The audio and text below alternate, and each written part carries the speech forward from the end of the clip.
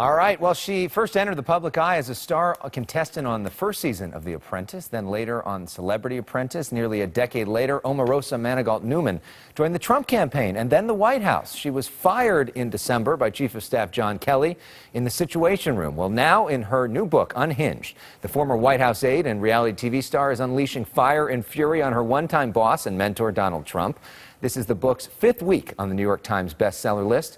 Good morning, Omarosa. Welcome back to Good Day LA. Glad to be back. Glad to be back and see new faces. Yes. So in the book, it opens with the story of your firings and sort of how complicated that was, and the spin about whether it was a resignation or a firing, and now we have Rod Rosenstein and questions about whether he's being fired or whether he's going to resign, talk about him recording the president, the 25th Amendment. What do you make of what's happening with him right now? Well, I think it's really interesting that you see this pattern in this White House of just all this chaos and not a lot of stability. There's a lot of turnover. In fact, this is the highest turnover of any White House in recent history. But I think it's a testament to just how difficult it is to operate in the Trump administration. In the book, you also talk about the president's inability to necessarily control himself and how the staff tries to control him. Now we have the Brett Kavanaugh hearings, and he's been more disciplined than in the past in terms of talking about the women. Until that one tweet. Yeah, except for the one tweet. What do you make of what's happening right now with Brett Kavanaugh and the communication strategy that the White House is using on this issue? Well, I was a director of communication for the Office of Public Liaison, so this would have been an issue that fell in my purview, particularly related to women. And we would go over and over again with the president about talking points, messages that had been vetted, but he has no impulse control. And I saw that with that tweet where he basically attacked the accuser. It is really difficult to operate in this communication team because the president is not somebody that you can control or rein in. And his Twitter, he uses it to weaponize his messaging.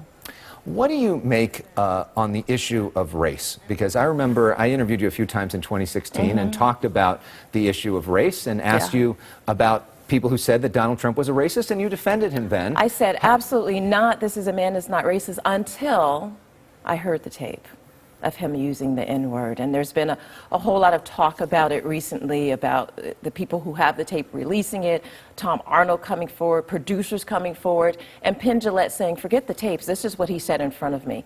The truth of the matter is, once I heard Donald Trump use the N-word, it changed everything. As you stated, I did hundreds of interviews vouching for him, but now I know, and as I talked about in Unhinged, that Donald Trump is unequivocally a racist. So where is this tape, and when is it going to come out? Well, I don't know if you've been following or tracking. I had an opportunity to hear it. I don't have it in my possession. I believe that the people who have it are going to probably release it around the midterms.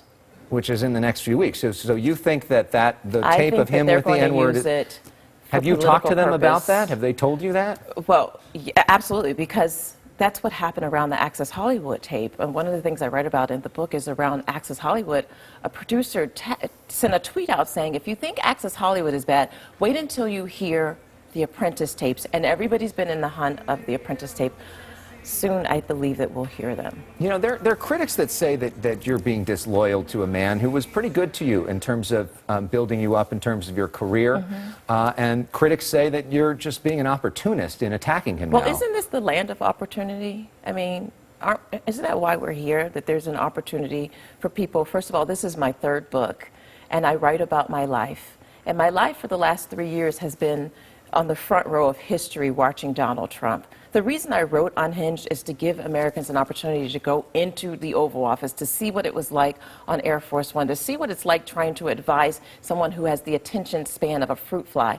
That's what Unhinged is about, giving people a perspective that they've never seen. And when you talk about disloyalty, I think it's a little ironic because Donald Trump is only loyal to himself, and unfortunately, he isn't even loyal to this country. Since you wrote the book, with the sort of premise questioning some of his mental stability, we've had these other books come out from Bob Woodward. We've had the op-ed in the New York Times. Comey, everybody has questioned his mental health. Does that sort of make you feel like I told you so? Well, certainly having other people corroborate the things that I talked about in my book has helped. But the truth of the matter is, I'm more concerned about the country.